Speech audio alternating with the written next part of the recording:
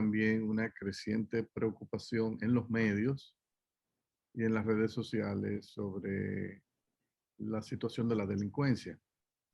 Eh, en realidad, uno tiene que tratar de determinar cuánto es percepción, cuánto es realidad, cuánto es magnificación en las redes sociales.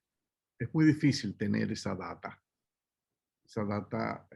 construirla es cuesta arriba. O sea, habría que ver si un observatorio podría ver cuánto de lo que recogen las redes es una noticia multiplicada varias veces y entonces eso tiende a generar o no una creciente preocupación en los ciudadanos.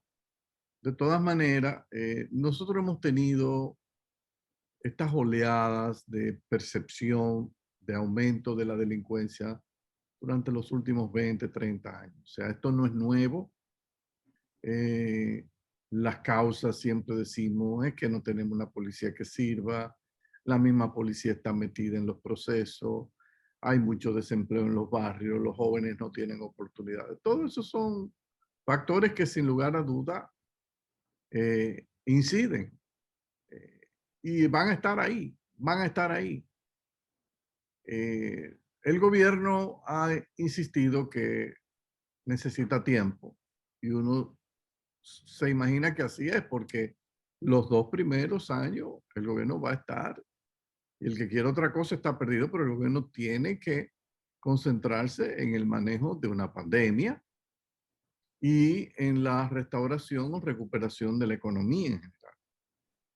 Dos factores que en la medida en que se vayan resolviendo y recuperando, van a contribuir también a reducir la delincuencia, porque una de las causas fundamentales, uno de los derivados fundamentales de la pandemia combinada con la crisis económica fue un aumento fuerte del desempleo que afectó tanto en el sector formal como en el informal, la pérdida fuerte de ingresos en la formalidad y en la informalidad.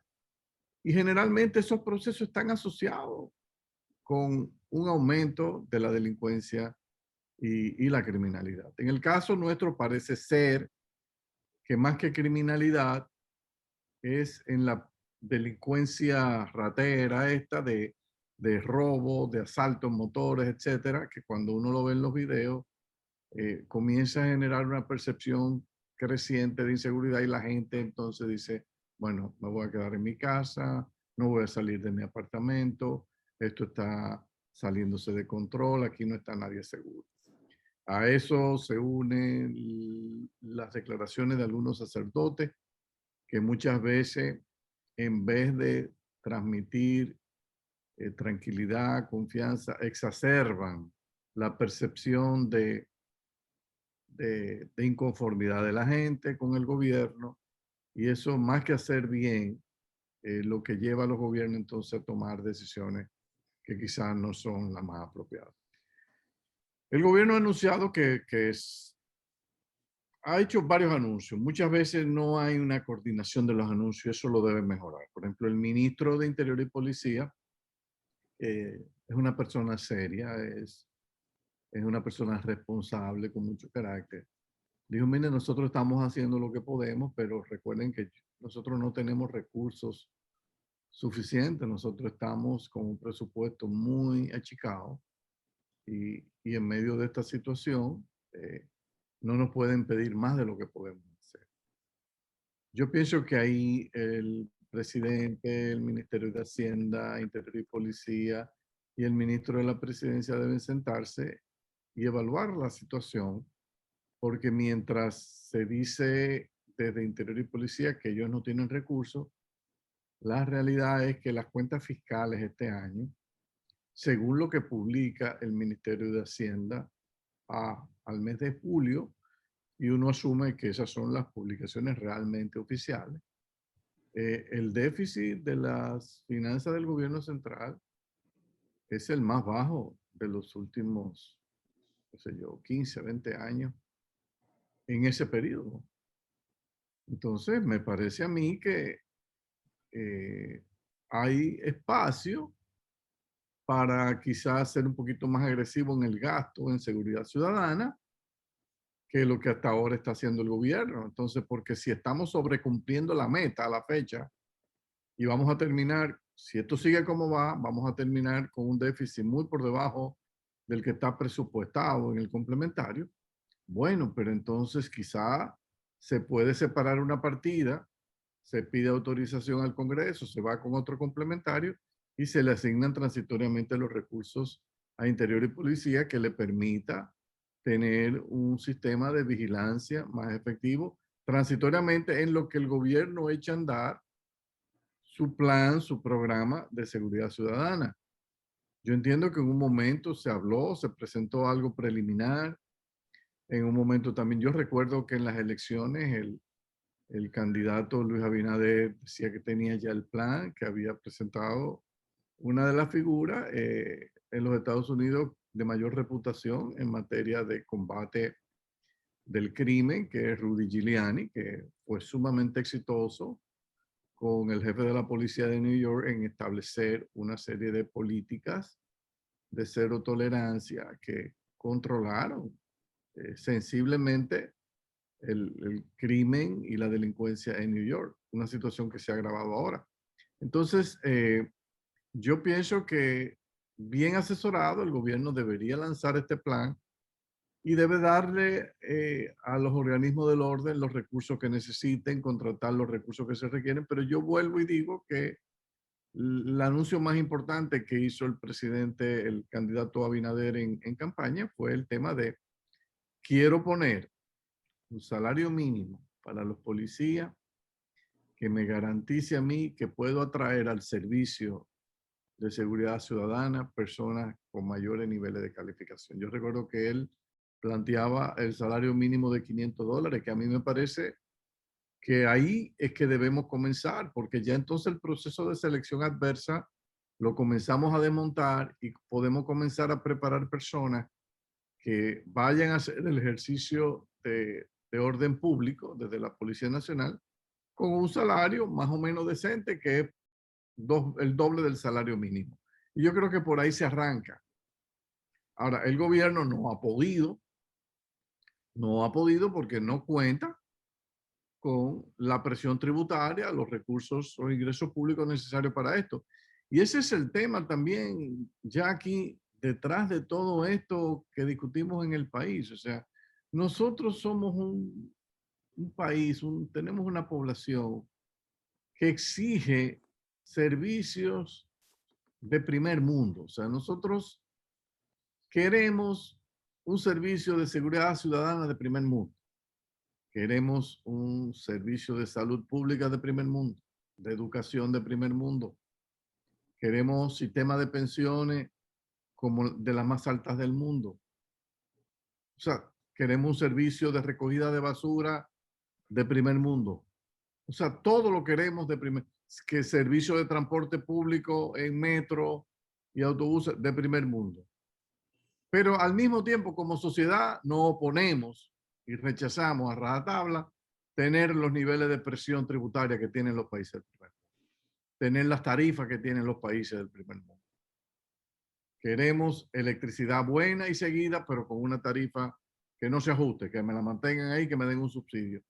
Y eso genera una inconsistencia. O sea, no es posible construir una democracia con servicios sociales y económicos de primer mundo fundamentada en una estructura generalizada de precios, tarifas e impuestos mentirosos. Lamentablemente eso no es posible. Entonces los gobiernos llegan y pierden el crédito muy rápidamente porque la población que los votó dice, pero esto es más de lo mismo. O sea, esta gente nos prometieron cosas, pero no nos resolvieron.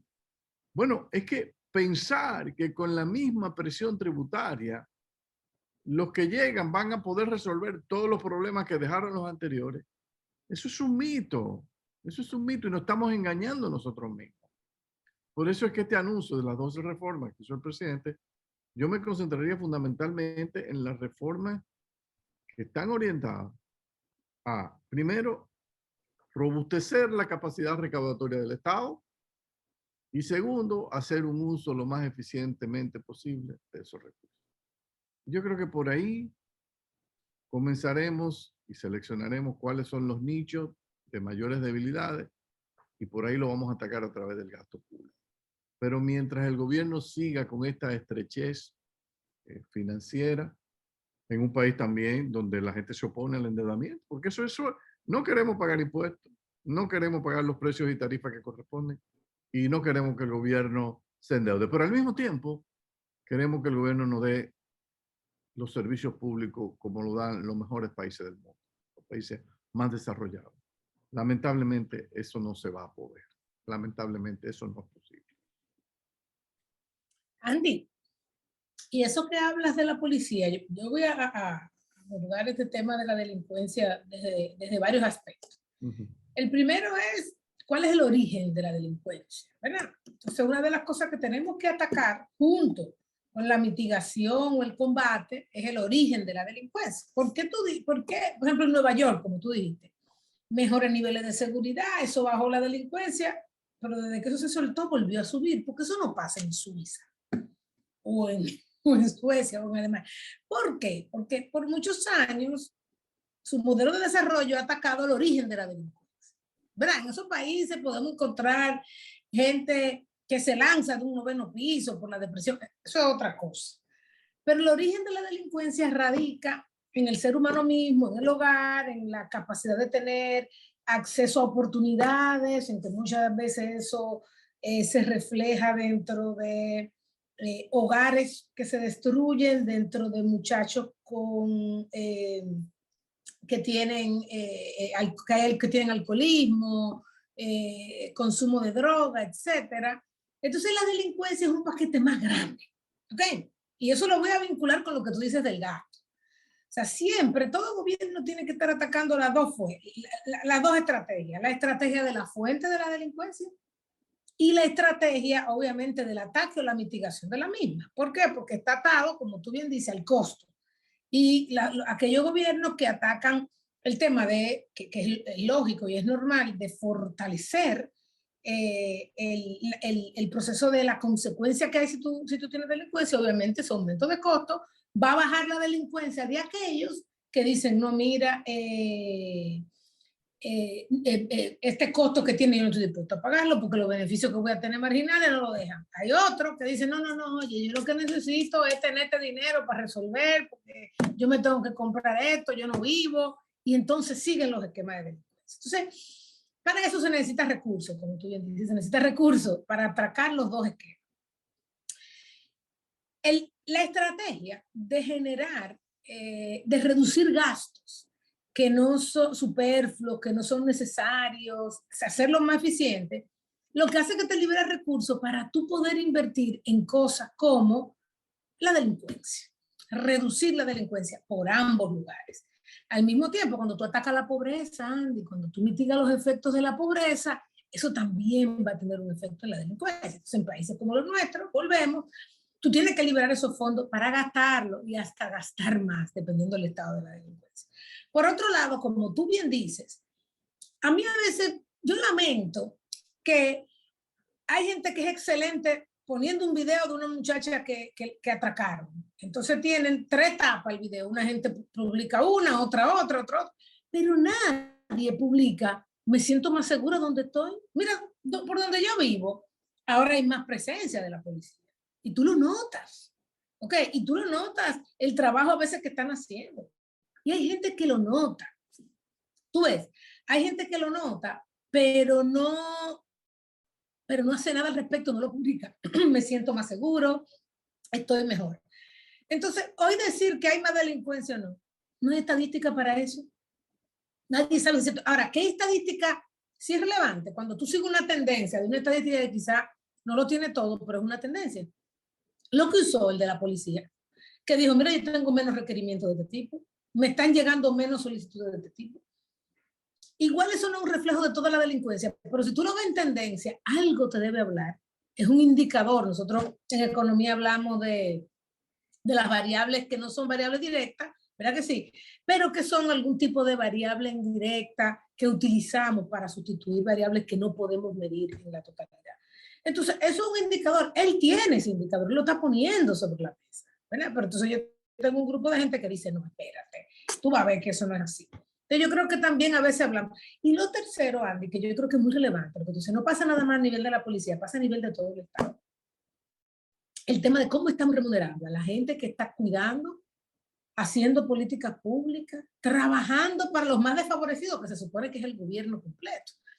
Pasa en la policía, que es tétrico. ¿Cómo una persona que está arriesgando su vida allá afuera no se le paga ni la canasta básica? Entonces, ¿qué es lo que pasa? Llega cansado porque tiene 3 trabajos. Llega agotado ese trabajo, ¿verdad?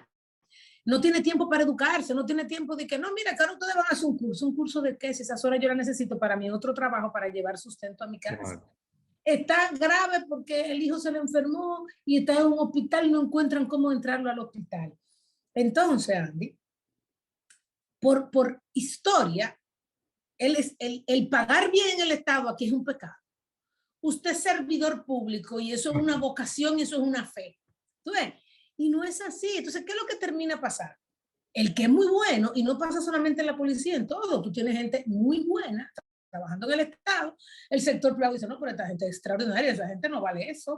Esa gente vale más. A mí me va a rendir el triple. Déjame ofrecerle el doble para que vean. Comienza yendo al sector privado. Claro. Y luego hay un desequilibrio cuando tienen que sentarse el sector público-privado, donde el sector privado te va a llevar las millas.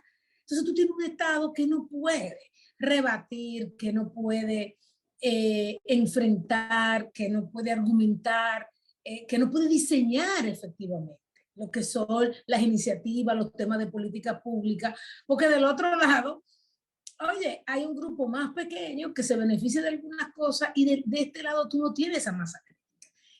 Esa hipocresía que tú muchas veces hablas de los precios mentirosos existen en todos los lugares, incluyendo en los salarios de los servidores públicos. Y esa decadencia y esos bajos salarios en el sector público, porque además de todo hay que publicar, ¿verdad? Entonces todo el mundo sabe lo que gana todo el mundo. Entonces, si una gente en el sector privado gana 100,000 pesos, en el sector público le pagan 50 y lo suben a 65, un escándalo.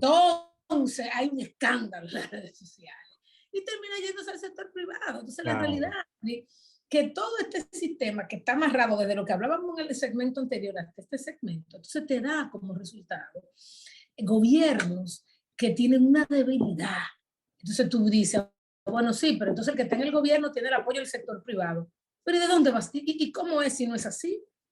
Porque al final del día terminas dependiendo del sector privado para que un grupo de personas que están allá, ¿verdad?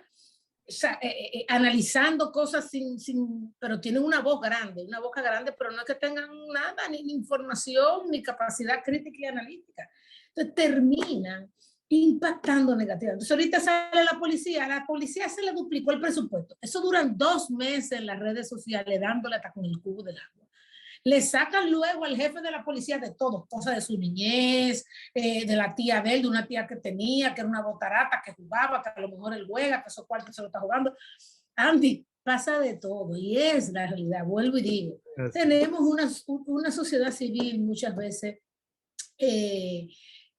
quebrada, una sociedad civil que de verdad no está atacando las cosas que se tienen que atacar, apoyando a los gobiernos como se tienen que apoyar. Y entonces, bueno, pues terminamos en países que su capacidad de desarrollo es frágil y limitada. Y eso es lo que nos está pasando ahora mismo con la policía. Ellos se están esforzando, es verdad que hubo un plan. Yo estoy segura que hay cosas positivas que nadie le da visibilidad, hay cosas negativas que una sola te le explota. ¿Cómo tú vas a decir que por un video y 2 videitos que andan? Yeah. No, hay un derroche. Esto está mal. Cuando esto, Andy, efectivamente, hay cosas visibles.